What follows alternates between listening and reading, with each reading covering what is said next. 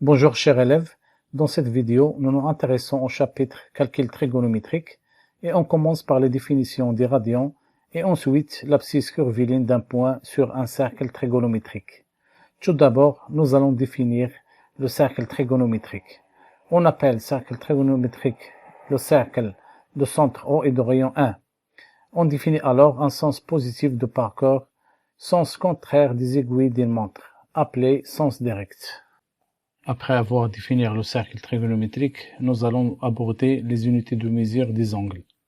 Comme vous savez, l'unité de mesure des angles est généralement le degré, mais il existe d'autres unités comme le radian, le grade et le tour.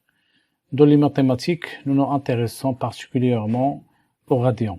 On appelle radian la mesure de l'angle au centre EOM qui intercepte un arc de cercle IM dont la longueur et le rayon de ce cercle, c'est-à-dire égal à 1.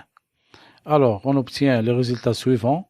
La mesure de l'angle plat IOE' en radian est égale à pi, car l'angle plat IOE' intercepte l'arc IE' de mesure P, qui est la moitié des périmètres des cercles trigonométriques.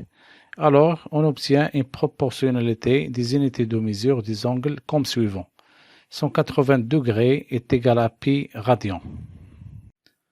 Le tableau suivant permet de visualiser la correspondance entre les mesures prises en degrés ou en radians. Puisque 180 degrés est égal à pi radian, alors 360 degrés est égal à 2 pi radian, 90 degrés est égal à pi sur 2 radian. Dans le cercle trigonométrique, on a représenté les angles en radians et sa correspondance en degrés. On remarque que chaque point M des cercles trigonométriques associé à une mesure d'angle EOM ou bien un nombre réel x qui est la mesure d'arc EM.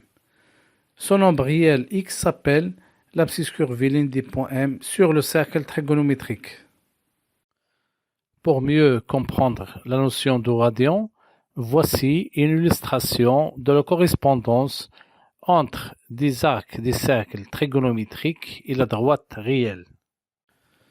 Nous pouvons concevoir cette correspondance comme un enroulement de la droite réelle sur le cercle trigonométrique.